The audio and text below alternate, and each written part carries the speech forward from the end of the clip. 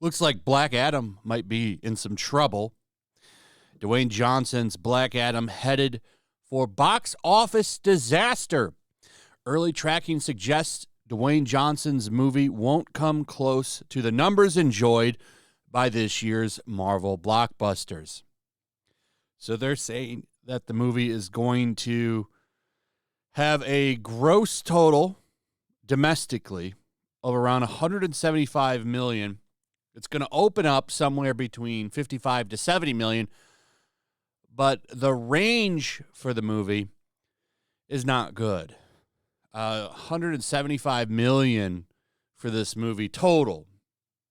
Now that we don't know what the global will be. They're just doing domestic, but that's not good. That's actually pretty embarrassing, 175 domestic, because you have movies like Doctor Strange that opened at 144 and 187 for Thor and Doctor Strange. So Doctor Strange opened, I think, at 187 million and Thor at 144 million.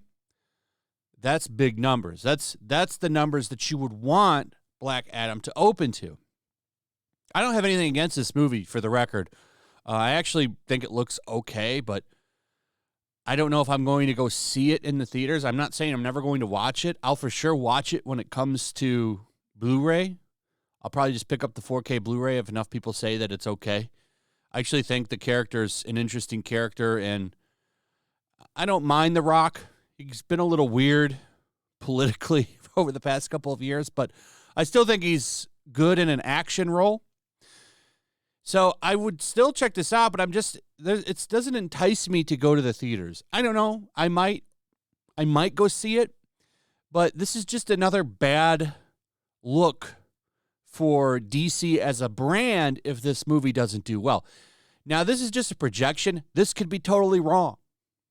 It could be totally wrong. The movie could do good. I don't know. I don't really have any stock in this movie doing bad or good.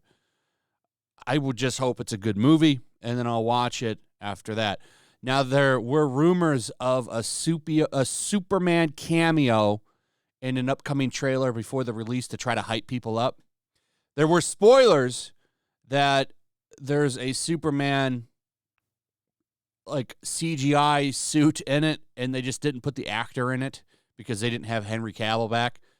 If they put a small cameo of Henry Cavill in a trailer before this comes out, that would probably ignite a lot of people to go to the theaters. It most definitely would, because a lot of people want him to come back. So I think that would help it. They probably wanted to save that for a surprise, but they might need to do that if this projection is real. DC Comics not doing good as a brand at all lately. Actually, I saw this and I couldn't believe it. I could not believe it. This is art from Tim Drake Robin #1. Now, it's funny that you see this art. By the way, this girl on the left here, hairy legs. Don't know if that might not be the right gender, so I'm sorry if I assumed it. This looks like Tumblr fan fiction. This is awful. Look at here, the detail in his face. It's literally 2 dots and a line for his mouth. Well, there's 2 lines, actually, it looks like. Looks like an NPC meme character. This is what we're getting now from DC Comics. And Tim Drake, a pretty big character. Been around for a long time. One of the first comics I ever read was Robin 2, Joker's Wild. It came out, the release date for that book, I looked it up, was 1991. And the art in that book looks like this. It's amazing. Still holds up to today. Still looks great. This book, I jumped into this. I didn't even start in the first issue. I started on the second issue in this run. It's all about Batman's out of town. Tim Drake just became Robin, and he's patrolling by himself for the first time, and Joker escapes Arkham Asylum. He's got to deal with the Joker by himself after he just killed the last Robin. I just jumped into it, and they fought. This was the fight from that issue. And I was like, wow, this is amazing. And, I've been reading comics ever since. This would make me want to read a comic. This doesn't. Now, Tim Drake has had an interesting evolution under modern DC Comics because they have so many Robins now. Dick Grayson, though, he's Nightwing. Damian Wayne is still Robin, and now Tim Drake is Robin. But Tim Drake, they didn't know what to do with him because they had Nightwing running around, and they have Damian Wayne running around. Like, well, what do we do with Robin? Oh, I know. We could just make him gay. And that's exactly what they did. That was the big change. So now that's a big part of the character because they don't know what to do with Tim Drake. They have no idea what to do with him. So they had him come out as bi and got a lot of media attention. And then they're now releasing this. Those sales probably won't carry over, and this is going to flop. Maybe not after the first issue, but I guarantee you the second issue does. Because look, first off, all of the reviews are giving it a 9. Here's some more art, too, by the way, right here. You should see, there's more of it, but this is awful. Here's Tim Drake. Doesn't even look consistent facial features. Like here, he's like Jay Leno chin. It just doesn't look good. It looks awful. This looks like something from Tumblr. But if you look at the art, the cover, it actually looks pretty good. The cover looks great. Imagine you see, wow, this is a cool looking cover, and then you open it up and you see this trash. Like, this is bad. Bad. Of course, everybody giving it a 9. It's amazing. It's a masterpiece. New golden age of comic books. The new golden age. Look at some more art from this old run from the 90s. Like, look at some of this art. Okay, a lot of these are the covers, and the covers are cool. But, like, even just, like, this panel, here's another one. You know, like, this art is great and still holds up pretty damn good. And you compare this to some of this trash, and you know exactly why now manga is outselling American comics big time. And taking over the market, I'd like to add. Completely taking it over. It's because of this kind of trash. What the hell? Who approves this art? It's disgusting. And in some ways kind of heartbreaking because I was a big fan of this character. And, you know, to see what they've done with him, just to use him as an identity prop because you don't know what to do with him.